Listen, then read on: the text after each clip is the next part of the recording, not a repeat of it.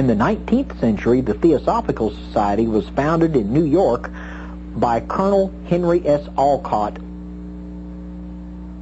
William Q. Judge, and the woman that was to become known as the mother of the New Age movement, Helena Petrovna Blavatsky. After her death, the mantle of Theosophy passed to a woman named Annie Besant. She led the Theosophical Society with the help of Charles Leadbeater.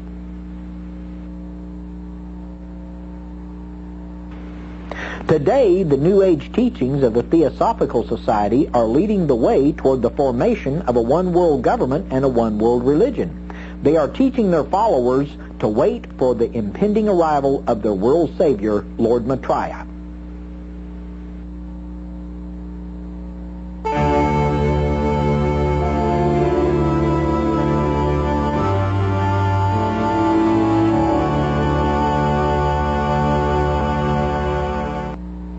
Late in the 19th century in England, one of the most influential occult groups of all time was formed. It was known as the Hermetic Order of the Golden Dawn. The order was founded by three men: Dr. Woodman, Wynne Westcott, and S.L. McGregor Mathers. Woodman, Westcott, and Mathers all were accomplished occult evangelists. Mathers and Westcott were prolific writers as well. Mathers translated into English two of what are considered the most potent books of magical rituals. Mathers is the man who taught the principles of ritual magic to Aleister Crowley. Aleister Crowley is shown here. Another member of the Golden Dawn who contributed to the flood of occult literature which it produced was Arthur Edward Waite. Waite is shown in this photograph. Waite authored many books, including the Book of Black Magic. The Book of Black Magic contains 4 pages of instructions to conjure Emperor Lucifer, Prince of Rebellious Spirits. Waite also wrote a book titled The Holy Kabbalah, in which he plumbed the depths of hidden meaning contained in the Kabbalah. The Kabbalah is a book of occult Judaism, Hebrew witchcraft, if you will. The very term Kabbalah was enough to strike fear into the heart of an Orthodox Jew. Waite is considered by occultists to be one of the greatest students of the Kabbalah.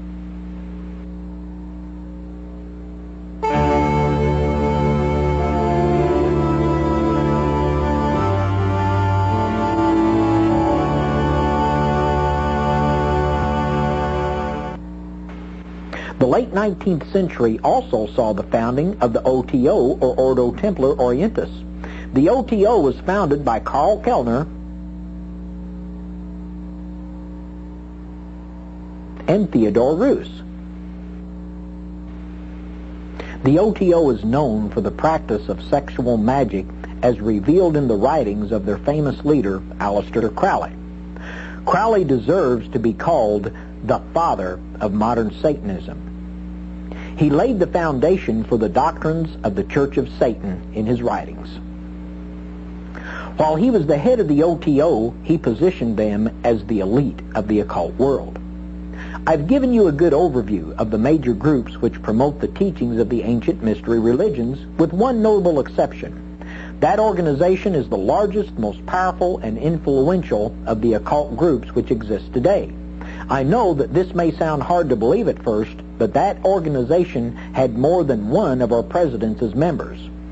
Before I identify the largest group promoting the mystery religions today, I want to review the other organizations because they all have something in common. I explained that the major leaders of witchcraft were George Pickingill, Alex Saunders, and Gerald Gardner.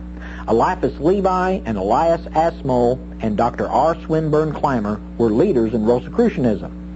The leaders of the Theosophical Society were Colonel Henry S. Alcott, William Q. Judge, Helena Petrovna Blavatsky, Annie Besant, and Charles Leadbeater.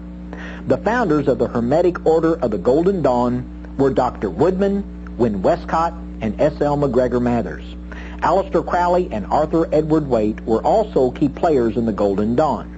The OTO, or Ordo Templi Orientis, was founded by Karl Kellner and Theodore Roos. Aleister Crowley was also a key player in the OTO. Now, what is it that all of these occult leaders have in common? Well, they were all Freemasons. Each of these individuals was a member of the Masonic Lodge at the same time they were active in the occult organization which they were identified. The Masonic Lodge is the largest, most powerful, and influential occult secret society in existence now or at any time in recent history. There were 2 women in the group of occult leaders which I named. Possibly you have heard membership in the Masonic Lodge is only for men. Well, in Europe, they have what is called co-masonry. Helena Petrovna Blavatsky and Annie Besant were both Masons in good standing in European lodges. Annie Besant is shown here with other Masons. The caption below the photograph identifies her as Brother Annie Besant. Masonry encompasses many groups which have a presence in local communities, both large and small. Men become Masons by going through a series of rituals which are known as degrees. The first degrees of Masonry, the Entered Apprentice, the Fellowcraft, and Master Mason rituals are conducted in secret in what is known as the Blue Lodge. It is known as a Blue Lodge because the ceiling is painted blue to represent the color of the sky.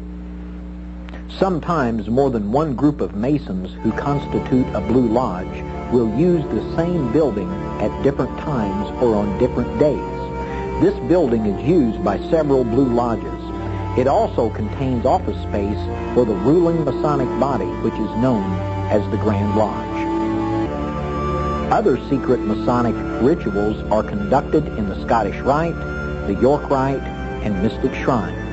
The building shown here is located in Indianapolis, Indiana. It is the home of the largest body of Scottish Rite Masons in the United States. Many Masonic books found in the library of this Scottish Rite Cathedral promote the teachings which were the central theme of the ancient mystery religions. Thousands of men have taken part in occult rituals in this building. The founders of the occult organizations we have described, including the Hermetic Order of the Golden Dawn and the OTO, and those who led the revivals of witchcraft, were all Freemasons. Some of these occult groups continue to encourage their more dedicated disciples to become Masons in order that they might continue to grow in occult knowledge. Bill Schneblin is a case in point. Before accepting Jesus Christ as his Lord and Savior, Bill was the high priest of several covens of witches. Well, the reason I joined the lodge is probably a little bit different than the reason that I'd probably say 999 out of 1,000 Masons joined the lodge. At the time, I was a witch, and I had probably about 2 years earlier gotten the high priesthood of witchcraft, and the man that brought me through that was a Grand Master Druid who was also a 33rd degree Mason. And he was the first person to suggest that there were really important things in the area of the secret doctrine that could be gained by joining the Masonic Lodge. And then, as a witch, if you understand witchcraft, you start out and you think you're a white witch. Not a racial term, but just that you're a good witch. And then, as you progress, you gradually get revealed to you the fact that there's this dark side of witchcraft, the shadow, the dark side of the force, maybe to use a Star Wars term, and that this